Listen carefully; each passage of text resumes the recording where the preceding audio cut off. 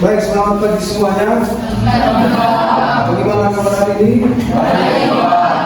Oke, baik. Terima kasih banyak. Semua sehat ya? Sehat. Baik. Jadi sekalian, sebelum kita memulai kegiatan kita pada hari ini, alangkah baiknya kita buka dengan doa. Saya minta semua orang tua kita dalam doa.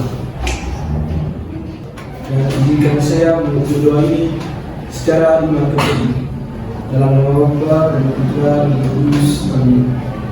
Ya Allah Bapa dalam surga, puji dan syukur kami akan kehadirat-Mu atas segala berkat dan yang masih senantiasa Kau berikan kepada kami, dapat kami peroleh sebagai bekal bagi masa depan kami. Demi Kristus Tuhan dan Penantara kami. Amin.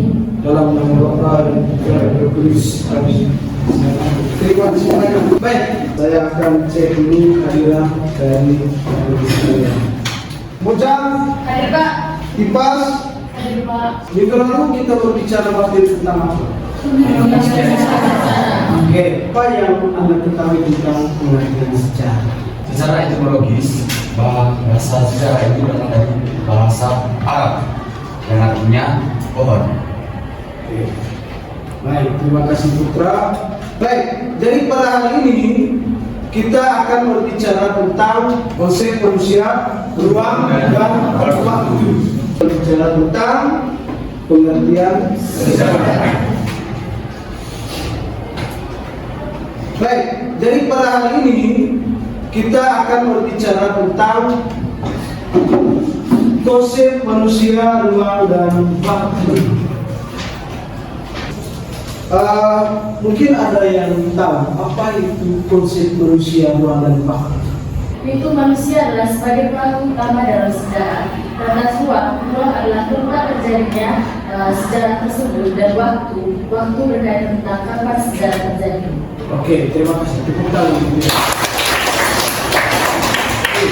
Jadi kalau misalnya hari ini kita berbicara tentang kapan peristiwa terjadi, mengenai manusia, ruang, dan waktu, bahwa segala sesuatu yang kita alami itu tidak terlepas dari peristiwa sejarah. Peristiwa sesuatu yang pernah kita alami pada masa lalu.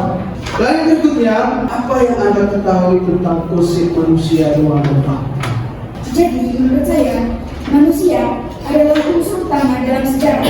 Tanpa manusia, sebuah peristiwa sejarah akan terus dipertanyakan objektivitasnya. Dalam hal ini, diketahui manusia punya kedudukan sebagai objek subjek sejarah.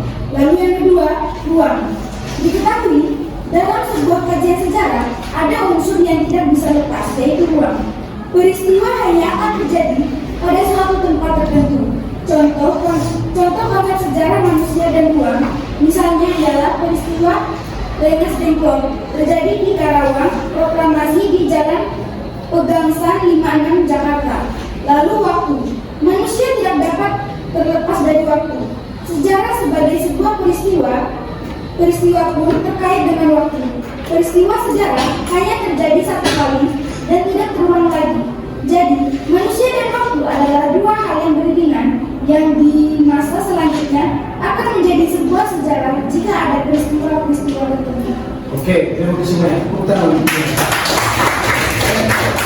Tujuan pembelajaran kita hari ini adalah menganalisis atau memahami bagaimana konsep manusia, ruang, dan waktu. Jadi kita harus pahami dan memahami konsep manusia, ruang, dan waktu. Nah, manusia itu berbicara tentang apa, tempat itu berbicara tentang apa, atau ruang berbicara tentang apa, lalu waktu berbicara tentang. Jadi adik-adik akan dibagikan dalam 5 kelompok. Adik-adik akan diskusi terkait dengan materi konsep manusia, ruang, dan waktu. Saya minta adik-adik untuk duduk ke kelompok masing-masing. Sebelumnya kita lihat dulu video berikut ini. Kalau bicara manusia, tentang manusia dalam konsep ruang dan waktu. Kalau bicara manusia, ruang dan waktu adalah objek utama dari setiap budaya. Nah, manusia dan waktu dapat dipisahkan dari setiap peristiwa yang dialami dan waktu tertentu. Nah, sekarang kalau kita bicarakan spesifik sendiri, karena bukan suatu masalah yang final. Karena apa? Dia ada berhenti maupun tertutup. Nah, ini terus berproses. Kemudian apa? Mempengaruhi masa kini dan masa depan. Itu konsep waktu. Konsep kesinambungan itu apa? Waktu masa lalu sangat menentukan apa yang terjadi pada masa sekarang dan masa akan datang. Nah, sehingga di sini waktu sangat penting bagi kehidupan sejarah manusia. Ya, sekarang kalau bisa membandingkan, bisa membayangkan, bisa menuliskan bahwa manusia dalam konsep global sehingga pemahaman berubah. Nah, sehingga di sini kita tahu bahwa konsep waktu dalam sejarah ada apa? Yang pertama tadi apa? Adanya perkembangan, adanya kesinambungan, adanya pengulangan, dan adanya perubahan. Sekarang kita akan bicara tentang konsep kausalitas dalam sejarah. Nah, kausalitas itu adalah apa? Sebab akibat, ya. Jadi kausalitas itu adalah apa? Sebab akibat. Adanya asap dimulai dengan adanya api, adanya seorang bayi, adanya ayat dari pidana. Itu namanya konsep kausalitas. Adanya sebab akibat. Sebab ini menyebabkan akibat ini, menimbulkan sebab lainnya, menciptakan akibat lainnya. Setelah itu terus berulang-ulang terus. Yang namanya apa? Kontinuitas. Adanya keberlanjutan menciptakan adanya dampak-dampak dari kausalitas atau berdasar sejarah. Baru Kita sudah menyimak videonya. Apa yang ada didapat dari setelah menyimak video tersebut? Asal mengetahui bahwa manusia mengenai waktu adalah merupakan objek utama dari sejarah, di mana manusia itu merupakan subjek utama atau pelaku sejarah utama. Yang pertama perkembangan, kesinambungan, pengulangan, dan perubahan. Dan yang keempat adalah konsep kausalitas dalam sejarah atau hubungan sebab akibat yang mempengaruhi sejarah. Baik, terima kasih banyak. Yang lain? Silakan. Baik, dari hal yang dapat saya ambil dari video pembelajaran tadi, manusia, ruang, dan peristiwa sejarah juga berkesinambungan, di mana kejadian pada masa lalu akan berpengaruh untuk masa depan. Oke, terima kasih banyak. Ada lagi? Ya, silakan. Jadi ada yang saya dapatkan setelah menonton video yang pertama, peristiwa sejarah memiliki perkembangan kesinambungan, di mana peristiwa di masa lalu masih berpengaruh di masa kini ataupun di masa yang akan datang. Dan yang terakhir, tidak ada peristiwa yang terjadi tanpa adanya manusia dan ruang. Oke, baik, luar biasa. Tepuk tangan kita semua. Bahwa setelah kita menyimak video yang berkaitan dengan konsep manusia dalam waktu, bahwa segala sesuatu peristiwa yang dialami oleh manusia pasti akan ada perubahan. Peristiwa tidak terjadi begitu saja tanpa ada perubahan. Kelompok 1, kelompok 5, kelompok. Nah, ada sekali di situ ada sumber yang KPK. Pertanyaan pertama, peserta didik mampu menganalisis konsep dasar manusia, ruang, dan waktu. Peserta didik dapat memberikan contoh peristiwa sejarah nasional. Nah, soalnya memberikan contoh peristiwa sejarah nasional dan mengidentifikasi konsep manusia, ruang, dan waktu dalam sejarah. Nah, kamu coba kamu pikirkan apa saja peristiwa-peristiwa yang berkaitan dengan peristiwa nasional. Jadi saya berikan kesempatan 10 menit untuk berdiskusi. Silakan. Nanti jelaskan secara terperinci bagaimana konsep manusia ramah waktu dari diskusinya dari materi pembicaraan dan sumpah. Jadi, ini adalah peristiwa nasional. Jadi, saudara nanti jelaskan di situ. Oke, baik. Sebelum kita ke presentasi, saya minta kita ice breaking. Saya minta Putra untuk memimpin kita dalam ice breaking. Silakan. Kita kasih dulu, kasih semangat kita punya badan ini biar kita belajar seperti ini. Semangat, oke? Semangat, pagi! Pagi, pagi, pagi, luar biasa, tetap semangat, Mari kita lanjut dengan pembelajaran kita. Kita akan mendengar materi yang akan dipresentasikan oleh kelompok 1. Untuk kelompok 1 siapa sih? Selamat pagi Bapak Guru dan teman-teman sekalian. Terima kasih atas waktu dan kesempatan yang telah diberikan kepada kelompok kami.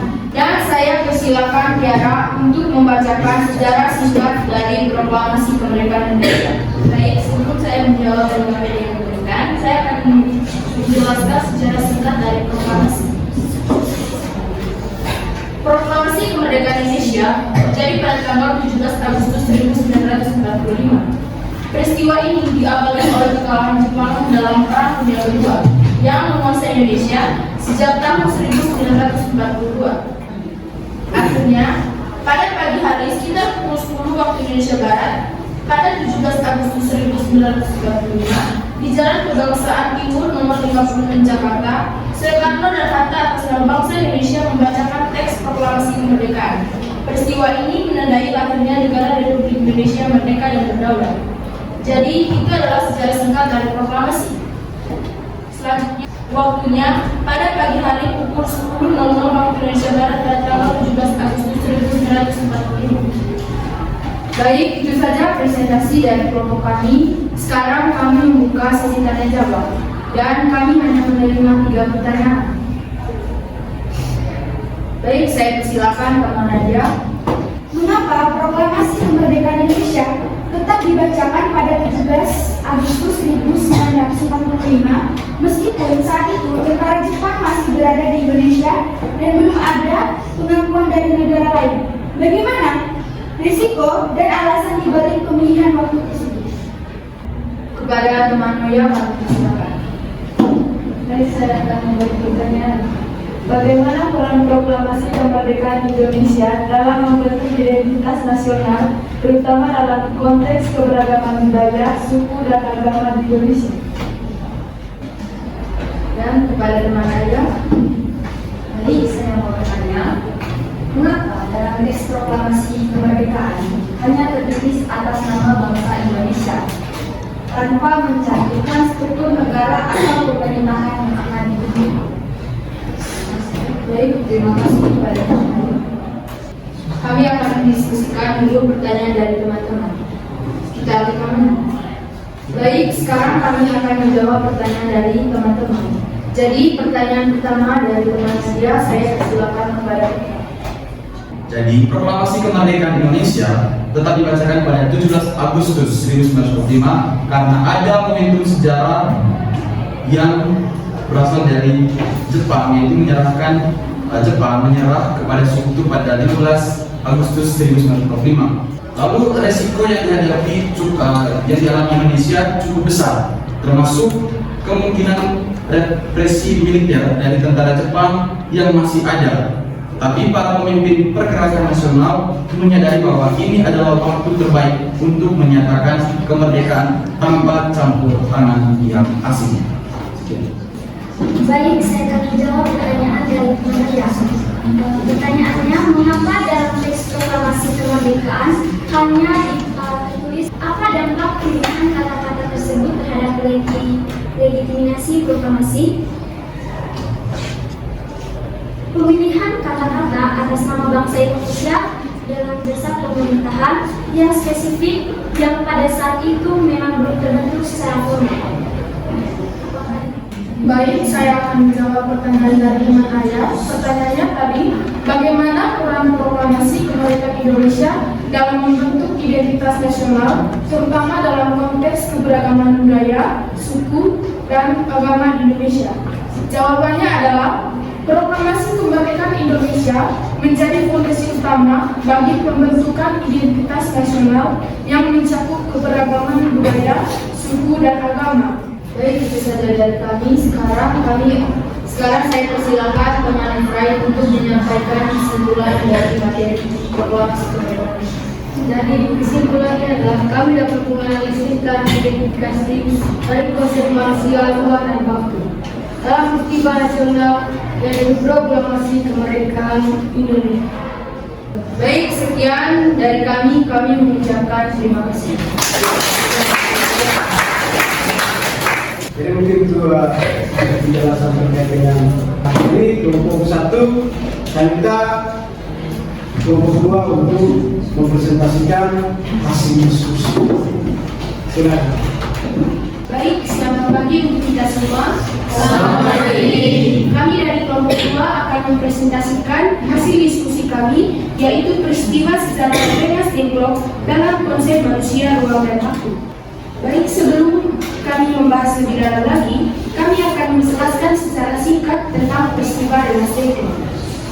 Peristiwa Rengas Dengklok terjadi pada 16 Agustus 1945 ketika sekelompok pemuda termasuk Bikana, Soekarni, dan Indonesia harus segera dilaksanakan tanpa menunggu persetujuan dari Jepang yang saat itu baru saja menyerah pada sekutu dalam Perang Dunia Kedua. Di Rengas Dengklok, para pemuda mendesak Soekarno dan Hatta untuk segera membantu 17 Agustus 1945. Peristiwa ini menjadi titik penting dalam proses proklamasi kemerdekaan Indonesia karena mendorong Soekarno dan Hatta untuk bertindak lebih cepat demi kemerdekaan bangsa. Oke, lalu Rengas Dengklok dapat dianalisis dalam konsep manusia, ruang, dan waktu. Yang pertama, manusia. Tokoh-tokoh kunci dalam peristiwa ini adalah Soekarno, Muhammad Hatta, dan para pemuda seperti Sukasi Jahrir, Khairka dari pengaruh Jepang dan mempersiapkan proklamasi kemerdekaan. Hubungan antara generasi tua atau Soekarno dan Hatta dan generasi muda, para pemuda menunjukkan adanya perbedaan pandangan. Generasi tua ingin menunggu kepastian Jepang, sementara generasi muda mendesak agar proklamasi dilakukan segera tanpa menunggu Jepang. Yang kedua, ruang. Rengas Dengklok adalah sebuah daerah di Karawang, Jawa Barat yang dipilih sebagai tempat pengamanan Soekarno dan Hatta. Daerah ini cukup jauh dari Jakarta dan dianggap strategis serta aman dari pengaruh militer Jepang. Pemindahan ke Rengas Dengklok memungkinkan Soekarno dan Hatta untuk berdiskusi. Yang ketiga, waktu. Peristiwa Rengas Dengklok terjadi pada tanggal 16 Agustus 1945, sehari sebelum proklamasi kemerdekaan. Ini merupakan momen krusial bagi Indonesia karena masa depan kemerdekaan dipertaruhkan di tengah ketidakpastian akhir Perang Dunia. Mempercepat keputusan untuk memproklamasikan kemerdekaan dengan tujuan menghindari upaya penjajahan kembali oleh pihak lain setelah Jepang menyerah. Baik, itulah hasil diskusi kami. Sekarang kami akan membuka sesi tanya jawab pada pembicara. Silakan. Baik, terima kasih. Saya mau bertanya, apa yang akan terjadi jika peristiwa Rengas Dengklok tidak pernah terjadi? Baik, saya ingin bertanya, apa saja suatu dampak yang dirasakan setelah peristiwa Rengas Dengklok hingga saat ini setelah Indonesia merdeka? Apa saja nilai positif yang dapat diambil dari peristiwa Rengas Dengklok? Baik, terima kasih atas pertanyaannya. Sekarang kami akan menjawab pertanyaan, tapi sebelum itu kami akan mendiskusikan terlebih dahulu. Kami minta waktu 2 menit. Baik, terima kasih atas waktu dan kesempatan yang telah diberikan kepada kami. Sekarang kami akan menjawab pertanyaan-pertanyaan dari teman-teman. Baik, pertanyaannya, apa yang akan terjadi jika peristiwa Rengas Dengklok tidak pernah terjadi?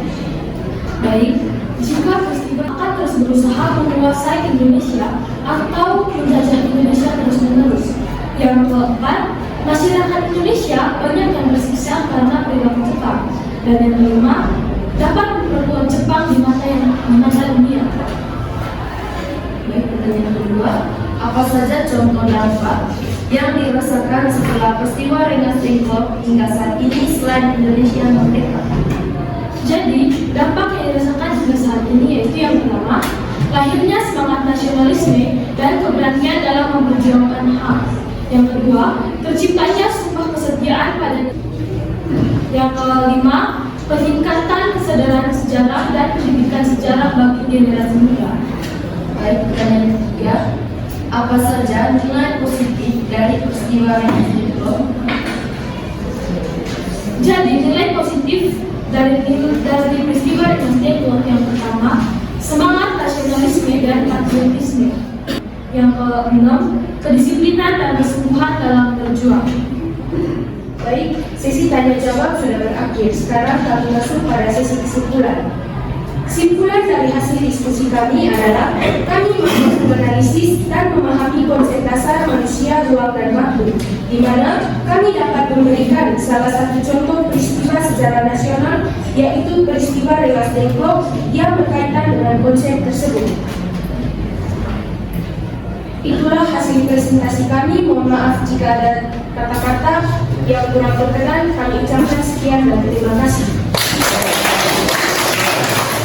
Oke, terima kasih untuk kelompok 2 dan kita lanjut ke kelompok. Baik, selamat pagi Bapak Guru dan teman-teman. Terima kasih untuk waktu yang diberikan kepada kami untuk mempresentasikan hasil kerja kelompok kami. Baik, sebelum kami memulai presentasi kami akan menjelaskan mengenai konsep manusia, ruang, dan waktu. Jadi, manusia adalah unsur utama dalam suatu peristiwa yang terjadi. Jadi ruang adalah tempat terjadinya suatu peristiwa. Yang berikut waktu menunjukkan kapan suatu peristiwa terjadi. Baik, dari konsep-konsep tersebut kami memilih satu peristiwa nasional, yaitu Sumpah Pemuda, untuk dikaitkan dengan konsep-konsep yang baru saja kami jelaskan. Jadi sebelum itu kami akan menjelaskan sejarah singkat tentang Sumpah Pemuda. Jadi Sumpah Pemuda lahir setelah Kongres Pemuda II pada 28 Oktober tahun 1928 di Jakarta. Kongres ini dilakukan dan diikuti oleh berbagai organisasi pemuda seperti Jom Java, Jom Batak, Jom Ambon, Jom Celebes, PTPI, dan lain-lain. Jadi, setelah membaca sejarah singkat dari Sumpah Pemuda, kami akan mengidentifikasi mana yang merupakan manusia, ruang, dan waktu dari organisasi-organisasi tadi.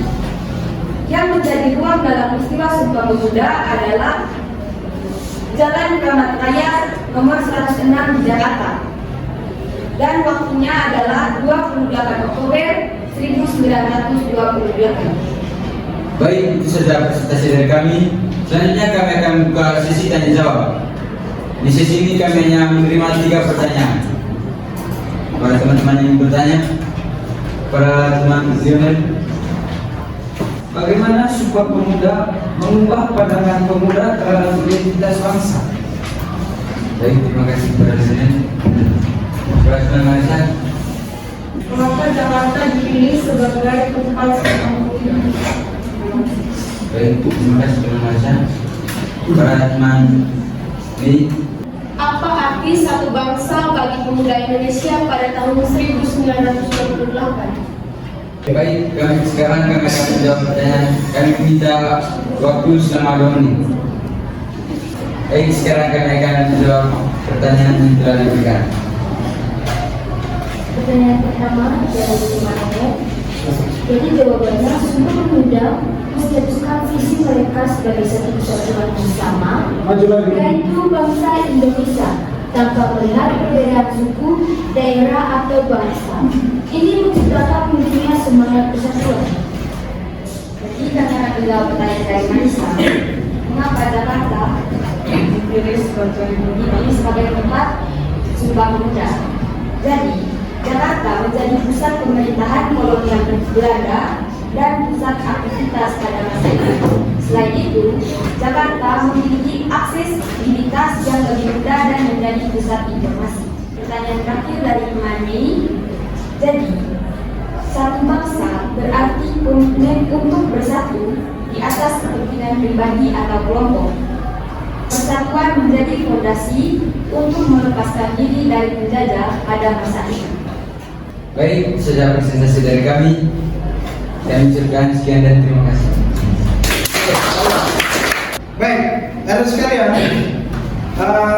berkaitan dengan apa yang Anda sudah diskusikan, itu adalah bagaimana peran manusia dari segala peristiwa yang terjadi pada masa lalu. Jadi itu adalah sesuatu yang pernah terjadi. Nah, kelompok 2 tadi berbicara tentang. Nah, di situ ada peran manusia. Tidak mungkin peristiwa yang terjadi tanpa manusia.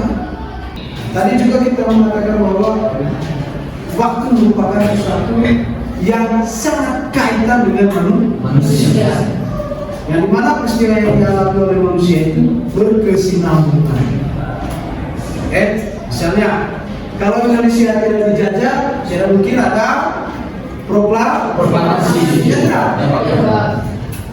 Mungkin ada yang mau menjelaskan dari materi ini. Ayo, silakan. Jadi, manusia, ruang dan waktu merupakan unsur penting dalam sejarah. Ruang dan waktu berhubungan dengan manusia untuk membentuk proses yang terjadi, membentuk proses peristiwa yang terjadi dalam membentuk sejarah. Kemudian, masa lalu mempengaruhi masa kini dan masa depan. Oke, baik. Terima kasih. Bukan juga. Contoh konkret dari konsep manusia, ruang, dan waktu dalam sejarah. Konsep manusia seperti yang kita ketahui adalah pelaku sejarah itu sendiri atau pelaku peristiwa tersebut. Contoh yang kita ambil yaitu mengenai proklamasi, di mana yang dilakukan oleh Bapak I.R. Soekarno. Dan ruang adalah tempat terjadinya yaitu di Jakarta. Lalu waktunya pada tahun 1945, tepatnya pada tanggal 17 Agustus. Itu adalah contoh konkret yang sudah kita ketahui. Baik, terima kasih banyak. Tepuk tangan. Oke, saya minta satu orang untuk memberikan kesimpulan dari materi ini. Baik, kesimpulan yang dapat saya ambil dari pembelajaran pada hari ini, manusia adalah pelaku utama dalam sejarah. Tanpa adanya manusia, suatu peristiwa sejarah tidak akan terjadi. Setiap peristiwa sejarah yang dialami manusia pada masa lampau berlangsung dalam ruang dan waktu, di mana ruang dan waktu terus bergerak bersama manusia dalam membentuk proses peristiwa yang akan menjadi sejarah. Oke, baik. Jadi itu kesimpulan dari materi yang kita bahas hari ini. Oke, selanjutnya kita semua berdiri. Letakkan tangannya ke atas. Oke. Silakan dulu. Setelah kita mendengarkan materi tadi, apa yang menjadi refleksi dari materi tadi? Kajian sejarah menceritakan tentang kisah kehidupan manusia dalam peristiwa sejarah. Dengan mempelajari materi ini, segala sesuatu tidak terjadi begitu saja tanpa ada perjuangan. Oke, baik. Terima kasih. Refleksi dari pembelajaran ini yaitu dengan mempelajari materi ini segala sesuatu tidak terjadi begitu saja tanpa ada perjuangan. Itu lewat dengan konsep-konsep sejarah. Baik. Dengan mendengarkan segala sejarah yang sudah disebutkan oleh teman-teman saya tadi yang sudah mempresentasikannya, di mana dahulu bangsa Indonesia sangat memperjuangkan untuk kemerdekaannya. Maka dari itu, dengan pelajaran ini saya juga berharap saya dan teman-teman saya bisa berusaha untuk memperjuangkan kemerdekaan itu diri kami sendiri. Oke, luar biasa. Tepuk tangan.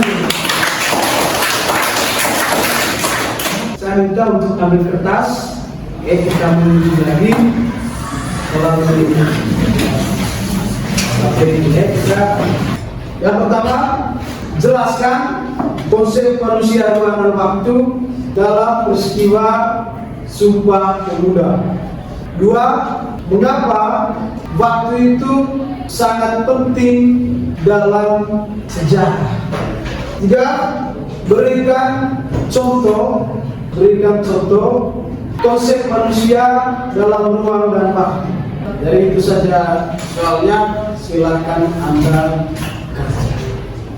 Silakan kumpul.